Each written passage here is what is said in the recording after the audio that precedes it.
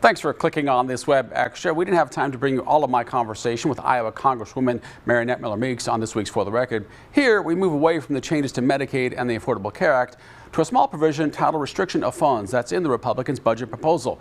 It has to do with the power of the courts. We pick up the discussion there.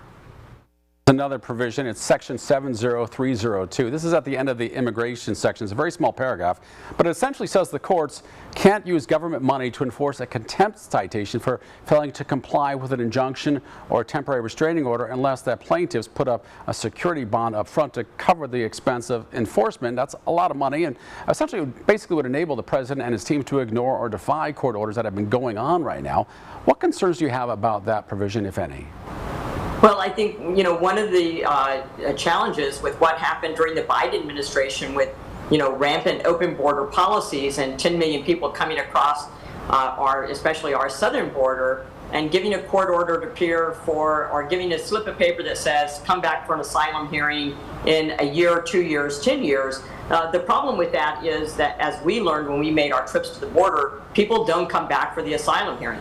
Only 10% of people would come back for an asylum hearing. And of those who came back for an asylum hearing, only 10% were eligible for asylum according to the laws of the United States. So, as we know, it is not unusual to have courts take up issues. We saw that during the Biden administration, especially when it came to some of the policies on the border that they were not complying with.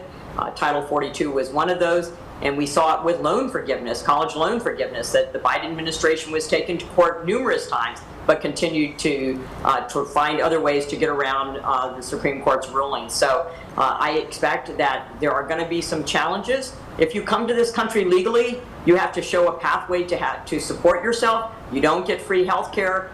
You don't get any benefits. You have to come in with money, and you have to have sponsorship. So I think the disparate treatment between people who were allowed to come into our country illegally through the Biden administration, not complying with Title 42, getting rid of the Remain in Mexico policy and having catch and release, among that were criminals. And people want to have the border secure. They want criminal illegal aliens removed from our country. And I think we're going to go through that process, and there are going to be hiccups along the way. But overall, people are having more confidence that our borders are secure and that criminal illegal aliens are being deported from this country. Well, I've read the Immigration Policy Institute studies on this, and they actually have it reversed in terms of people who do show up for the hearings. An overwhelming number do show up for the hearings, like at 90%. You said only 10%, so it's actually kind of reversed there. But I want to get back to this. No, I am telling you what we were told by Customs and Border Protection, so I'm going to push back on that. But they're not courts. They're not the courts, and they're not studying all the court proceedings. I've been to the border 4 times. The vast majority of people, and they said that 90% of people do not come back for their asylum hearing. I think one of the ways that we can handle that issue is to have administrative law judges actually down at the border so that the asylum hearings are held in a timely fashion. Okay, well, I have read different statistics there. But I want to get back to the original question, though, was what concern do you have about, let's say, injunctions or temporary restraining orders put on the White House, and then this measure basically would say that they can just ignore these orders.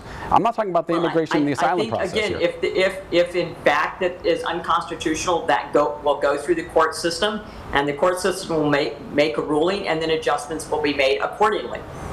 Will you hold any public town halls in the district, not those that you've been holding online?